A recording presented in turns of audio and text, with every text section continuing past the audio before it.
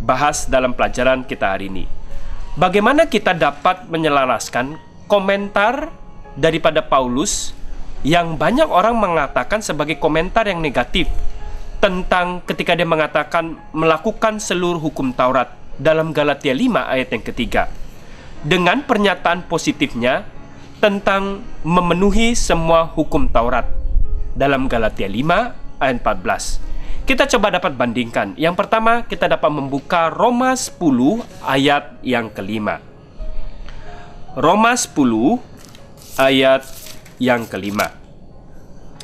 Jika kita sudah menemukannya, saya akan membacakannya. Kita juga dapat baca bersama-sama. Roma 10 ayat yang kelima.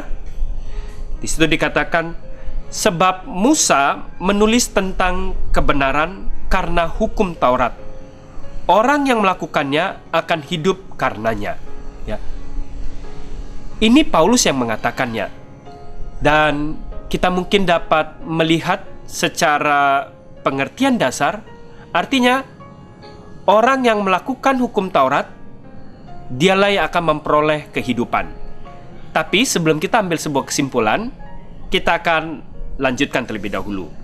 Ayat yang berikutnya kita dapat baca Galatia 3. Galatia 3 ayat 10 dan 12. Galatia 3 ayat 10. Karena semua orang yang hidup dari pekerjaan hukum Taurat berada di bawah kutuk. Sebab ada tertulis, terkutuklah orang yang tidak setia melakukan segala sesuatu yang tertulis dalam kitab hukum Taurat. Ya. Paulus juga yang sama yang mengatakan ayat 12, tetapi dasar hukum Taurat bukanlah iman, melainkan siapa yang melakukannya akan hidup karenanya. Ya, kembali dia mengatakan, orang yang melakukan hukum Taurat akan memperoleh sebuah kehidupan. Kemudian dilanjutkan juga Galatia 5 ayat yang ketiga. Galatia 5 ayat yang ketiga. Sekali lagi aku katakan kepada setiap orang yang menyunatkan dirinya bahwa ia wajib melakukan seluruh hukum Taurat. Ya. Ini adalah pernyataan-pernyataan yang sama yang Paulus sampaikan dalam melakukan seluruh hukum Taurat. Kemudian kita dapat bandingkan ayat yang baru saja kita baca dengan pernyataan yang sepertinya bertentangan, walaupun Paulus juga yang mengatakannya. Kita dapat bandingkan dengan Roma 8 ayat 4. Ya. Roma 8 ayat yang keempat. Supaya tuntutan hukum Taurat digenapi di dalam kita, yang tidak hidup menurut daging, tetapi menurut roh. Ya. Jadi Paulus mengatakan yang hidup menurut roh. Kemudian dia lanjutkan di ayat 13. Sebab jika kamu hidup menurut daging, kamu akan mati. Tapi jika oleh roh kamu mematikan perbuatan-perbuatan tubuhmu, kamu akan memperoleh kehidupan. Ya. Ini yang kita akan coba perbandingkan. Apa yang dimaksud dengan penurutan terhadap hukum Taurat dan hidup menurut tuntunan roh. Kemudian kita dapat baca juga Galatia 5 ayat 14. Galatia 5 ayat 14.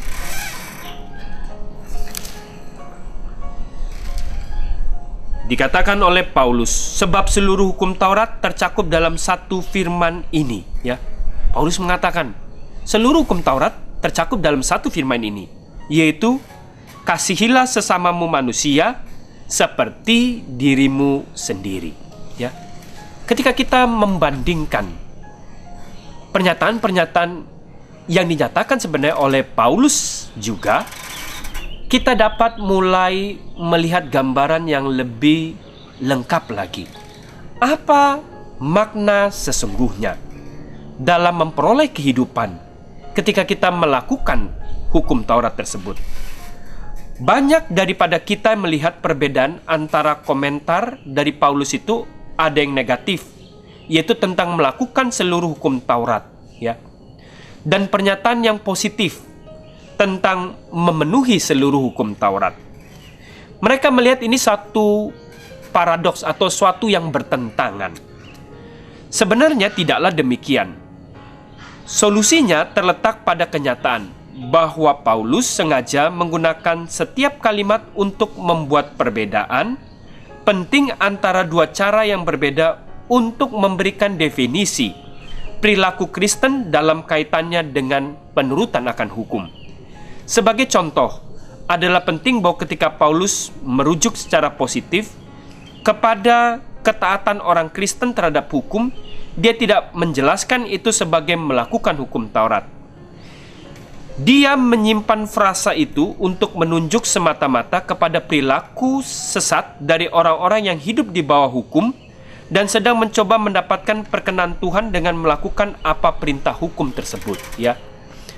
Begitu banyak orang yang melakukan penurutan hukum, ya, yang Paulus dapat lihat untuk mencoba mendapatkan suatu kelayakan karena hasil usahanya tersebut dalam melakukan perintah hukum tersebut. Ini tidak berarti bahwa mereka yang telah mendapatkan keselamatan dalam Kristus tidak perlu menurut.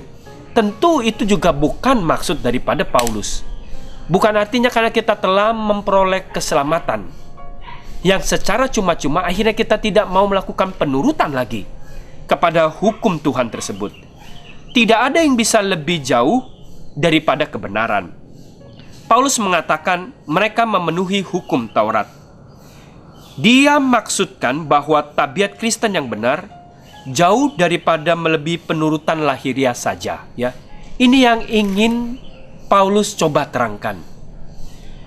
Pertobatan yang sesungguhnya bukanlah hanya sekedar penurutan yang secara tidak mengerti atau secara terpaksa atau secara berat atau motif-motif yang lainnya.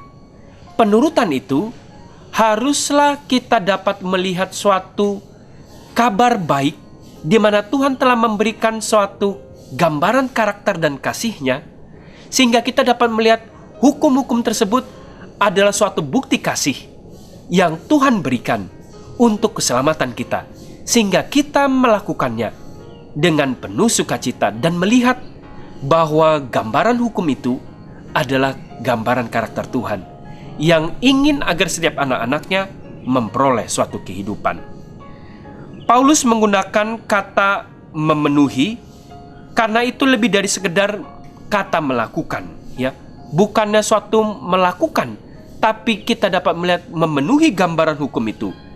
Jenis penurutan ini berakar di dalam Yesus, ya. Dasarnya adalah kasih Kristus yang sesungguhnya. Ini bukan artinya kita meninggalkan hukum atau mengurangi hukum tersebut hanya untuk mengasihi. Tetapi itu adalah cara agar orang percaya bisa mengalami maksud dari arti yang sebenarnya dari seluruh hukum tersebut. Kita dapat melihat apa arti daripada seluruh hukum tersebut. Sebenarnya ini bukanlah hukum yang baru. Sejak di Perjanjian Lama, Tuhan telah memberikan gambaran yang lengkap untuk orang-orang Israel ini mengerti makna daripada 10 hukum yang diturunkan di Gunung Sinai kepada setiap umat Israel untuk menjadi contoh kepada seluruh bangsa yang hidup pada saat itu tentunya. Imamat 19 ayat 18, ya. Kita dapat melihat Imamat 19 ayat 18. Imamat 19 ayat 18 saya akan bacakan. Janganlah engkau menuntut balas, janganlah menaruh dendam terhadap orang sebangsamu, melainkan kasihilah sesamamu manusia seperti dirimu sendiri. Akulah Tuhan, ya. Sebenarnya sejak Perjanjian Lama Tuhan telah memberikan dasar daripada hukum atau kasih itu sendiri. Kasihilah sesamamu manusia, ya. Sebagaimana kamu mengasihi dirimu sendiri, sebagaimana itu adalah rencana dan keinginan Tuhan ketika Dia mengasihi kita yang telah jatuh dalam dosa ini.